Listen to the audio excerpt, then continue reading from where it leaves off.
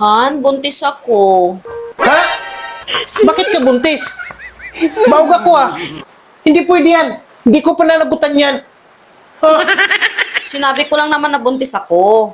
Hindi ko naman sinabi na sa'yo to.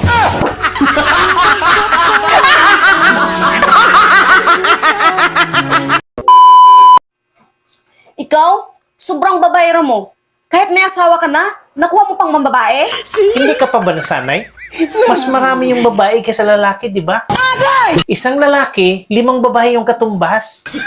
Ano ang ibig mong sabihin? Dalawa pa lang kayo eh. Kulang pa ng 3. Pwede bang bawas-bawasan mo yung kayabangan mo? Bakit? Nag-asawa ka ng gwapo eh. 5 bayo nga lang nagagawa mo sa akin eh. Tapos naghahanap ka pa ng 5 babae? So tig-1 bayo na lang kami. Ganon.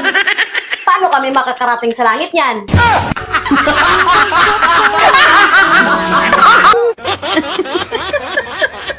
Bakit mas importante pa yung pag-iinom mo kasama mga barkada mo kaysa sa akin, ha?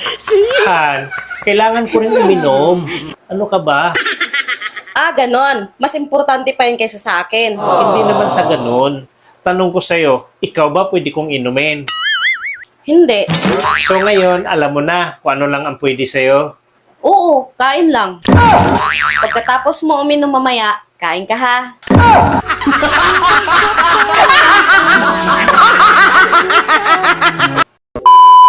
Bakit ka nga pala pumipikit pag hinahalikan? Siyempre, para mafe-feel ko at ini-imagine ang kagwapuhan. Andito naman ako eh. Hindi mo na ako kailangan. Imaginein pa. Ha? Hindi naman ikaw ini-imagine ko eh. Bakit? Gwapo ka ba?